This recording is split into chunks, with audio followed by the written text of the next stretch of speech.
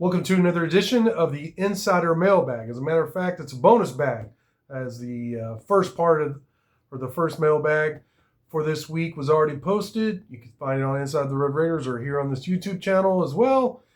But basically, we had so many good questions coming out of the opening week. We are fully in the season now. I wanted to split it into two mailbags, 7 questions apiece. First one's posted. Here goes the second one. Great questions from Inside the Red Raiders subscribers, starting with J. Luke Raid, who wants to know if there's anything else to the Hoover signing to empty out. Well, Latrell Hoover is the commit. The signing for Texas Tech is a late addition. He's listed as a 7-footer. I've seen some listings at 6'10", but he's a big. He adds length. I think part of the reason for adding Hoover this late, because you would have liked for him to come in the summer, enroll in the summer, practice with the guys, getting in the strength and conditioning program, develop that chemistry, all those things that he wasn't able to do. But I think there's some minor injuries to Tech's front court to be concerned about. Not JT, so don't worry. And I don't think these are gonna last necessarily long term. But I think the need for extra size, another rim protector, more help is there for Tech basketball. So that's why they added Hoover. He is playing this season, and I think it's a really good addition. I really like what Tech has done with the roster. This offseason. I think it's a top 10, maybe even top 5 roster. You have one of the best players, if not the best player in the country, in JT Toppin coming back. Obviously, Christian Andersen, what he did for the German under-19 team was great. He looks ready to go to take another step. Added some other pieces via the transfer portal, as well as the high school recruiting ranks. So just like Hoover. So that's what I have on Hoover. I think he's a reserve big. We'll see moving forward. We'll see how much playing time he has. But in terms of his all-around game, I've only seen snippets, some highlights. So, we'll see. The initial reaction is, this is the depth at center. This is the more length that some people were clamoring for. So a little insurance there. Next question comes from Red Raiders. He asks, is it concerning the defense created no turnovers last week? Well, they actually did create one. Amir Boyd, cornerback who transferred in this offseason from UTEP. He jumped a slant and picked off a pass. Was tackled like 5 yards after, 6-7 yards after. That was the only turnover. And that was the only real, other than some like Michael Dingle injury, the Baron Morton scare. That was the only negative, was that you would have liked to see Tech create more turnovers, but they did come up with that interception. And I think with the pass rush and the improved secondary, that the turnovers will come for this defense. Tech Freak wants to know, what do you think about Parsons to Green Bay? Well, I think maybe some of the shock value is worn off because, pardon me, as a guy who grew up in the Metroplex there in Arlington, Grand Prairie, I'm a wounded to the tomb, Mavs for life, Cowboys fan, all the Dallas sports teams. I'm going to die a fan of those teams regardless of what they do, including trading their superstars. The Luka trade was, as a Mavs fan, was a shock. In the Micah trade, there was a little more buildup. Like, they both have been talking in the media. I thought they were just negotiating, Jerry and Micah, but turns out Jerry was serious. Traded to the Packers for those 2 first-round picks, 26 and 27, and can't remember his first name, Clark, the defensive tackle. He's a good player. Maybe on the downside of his career, downhill of his career, but still a good player. And they needed help at defensive tackle.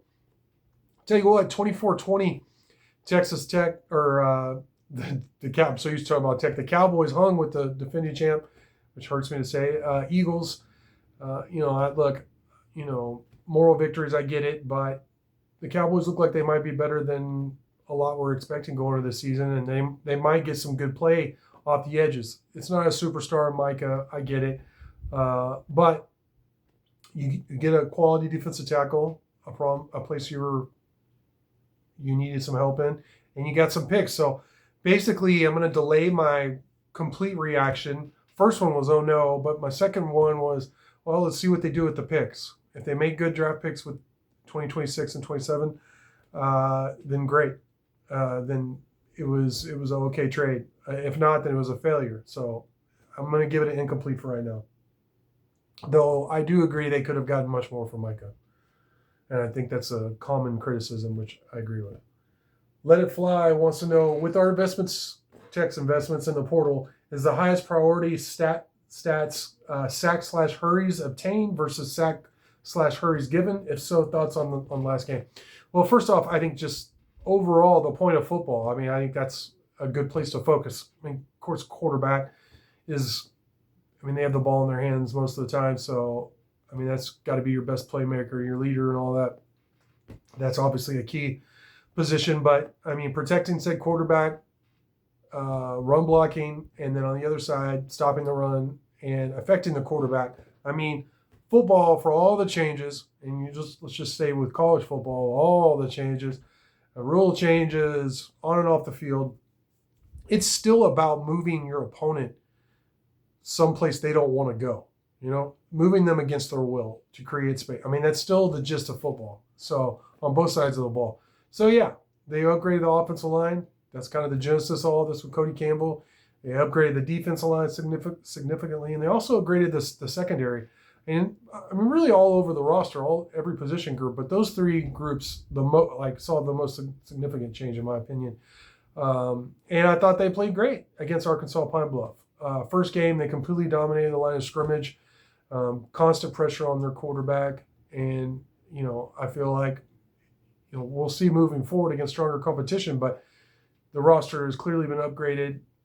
That is a focal point, not just pass blocking, but also run blocking, improving the offensive line overall. I think one of the biggest things was not getting short yardage, not converting in short yardage situations on the offensive line, and then obviously pass blocking. But then defensively, your pass rush has been greatly improved, and across the board. And Lee Hunter there getting really pressing the pocket is a huge advantage to have it does for sure. Next question, J Brew 830 says, will Mighty Joe ever forgive Tech football for scheduling Kent State and Arkansas Pine Bluff? I don't think so. Look, I assume most of you watching this know Mighty Joe, and that there's nobody like him, one of a kind, broke the mold, all that stuff. Nobody dresses like him, talks like him, writes like him, all that. One thing about Mighty Joe, though, I will say is once he makes up his mind about something, he can be a bit of a curmudgeon and makes no apologies for it. And I'm glad. I'm glad he has a different, honestly, opinion than I do, because it makes me think. Okay, maybe he's right. I start analyzing, but my personal opinion, like I talked about in the first mailbag, is I'd rather Tech have the competitive advantage of a favorable schedule. But I do get the argument, you'd rather be entertained, right, in a game against quality competition. I think Josie even said that it might do a disservice playing against poor competition, like a false sense of security. So, he may have a point there. We'll see how it plays out. Next question comes from GYATM. Get your ass to Mars. He says, which QB finishes the season? Bear Morton. Which running back impressed you the most? All of them did, to be honest. I really like Adam Hill as a battering ram.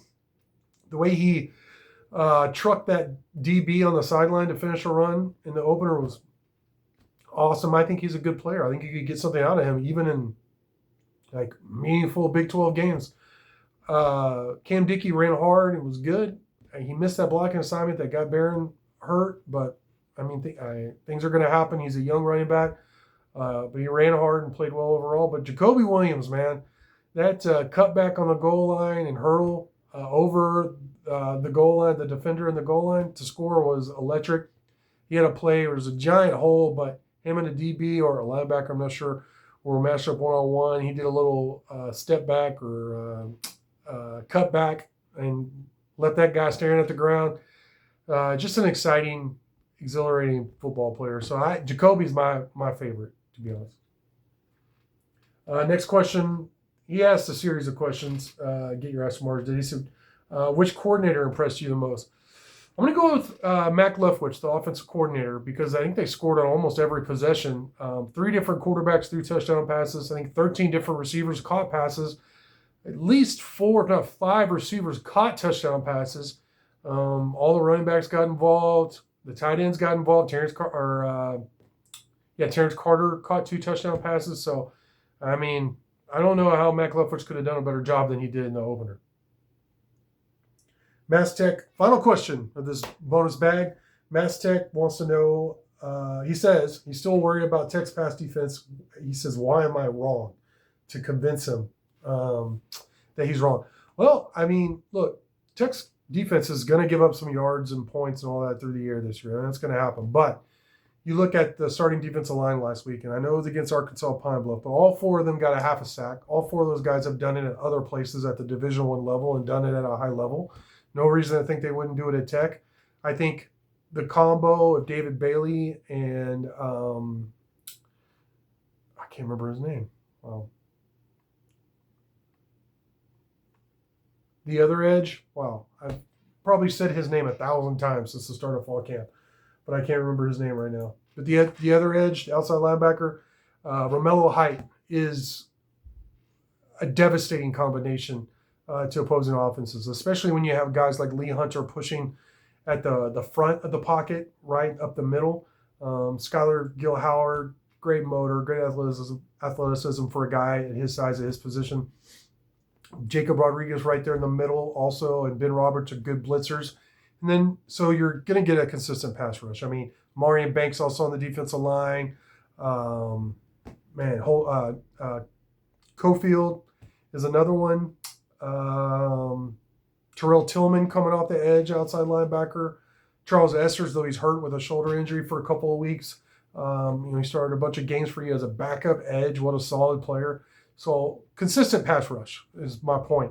And in the secondary, I mean, you've greatly improved.